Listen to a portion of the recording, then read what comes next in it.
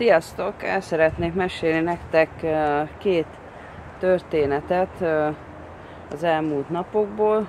Lesz egy pozitív és egy negatív történet két különböző videóban. Mivel tartok attól, egy kicsit hosszabbra sikeredik majd a történetmesélés. De akkor kezdjünk bele a pozitív történetbe.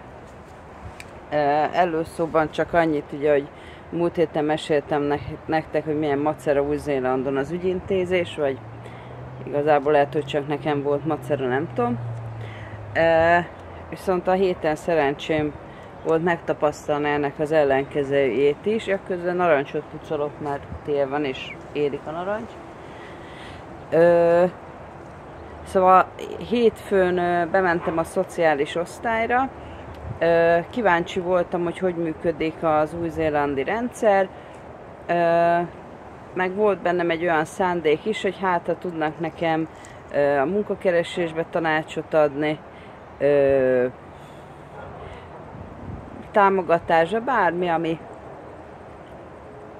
egyszerűen igénybe tudja venni az ember.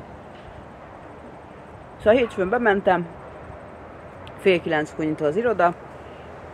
A nyitás előtt pár perccel már ott voltam. Rendezett sorokba várták az emberek az ügyintézést. 8:30-kor kinyílt az ajtó.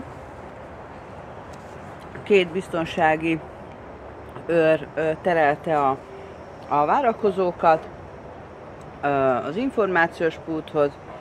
Van egy időpontkérő pult, és van, akik már időpontra jönnek. Ugye én bekerültem az időpontot kérők sorába, egy hölgyhöz kerültem. Nagyon kedves volt, nagyon aranyos volt, mindenben igyekezett segíteni.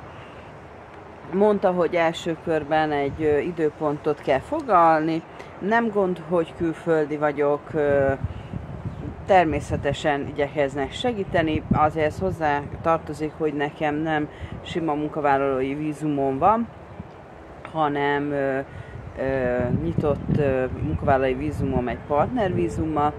Annyit mondták, hogy mivel még a letelepedési engedélyen folyamatban van, ezért a férjemmel együtt kell visszajönni, mivel ő az állampolgár. Kérdeztem, hogy milyennek a folyamatnak a menete.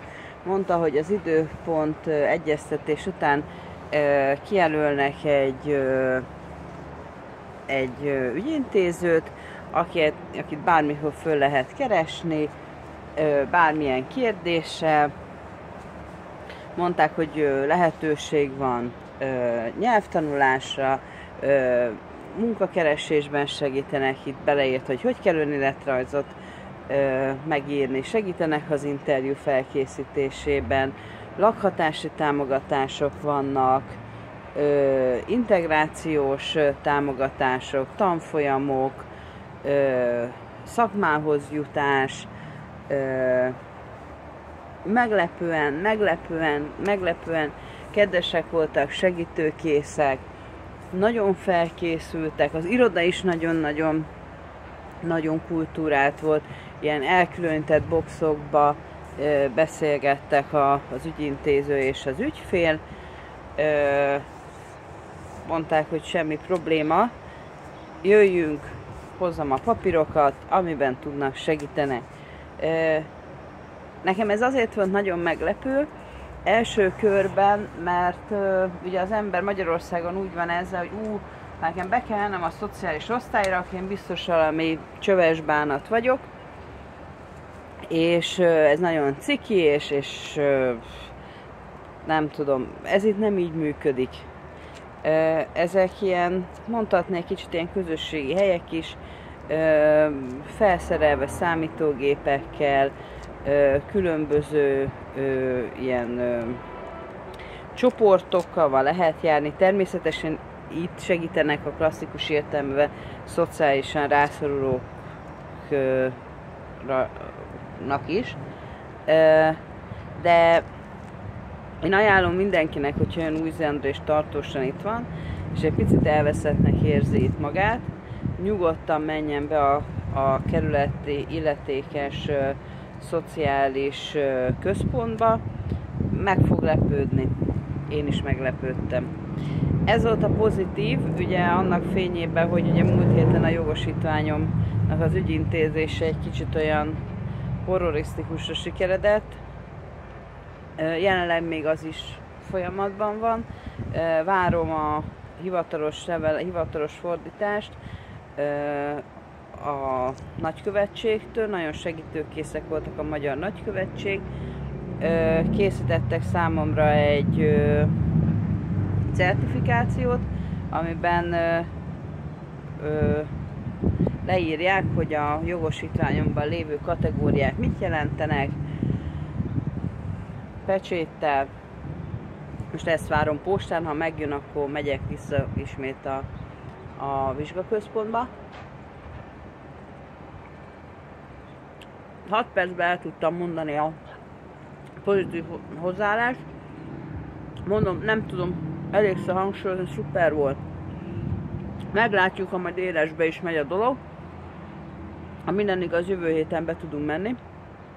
Utána mi lesz a férjem szabadsága. És akkor még elmesélem, hogy amúgy élesbe ez hogy működött. Miben tudtak segíteni.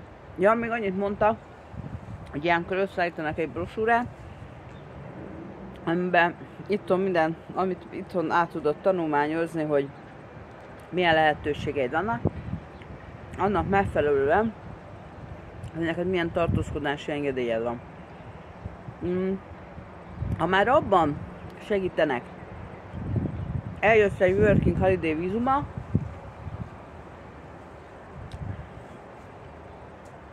és itt állsz, nekem volt egy nagyon kedves ismerős, egy nagyon kedves barátnőm,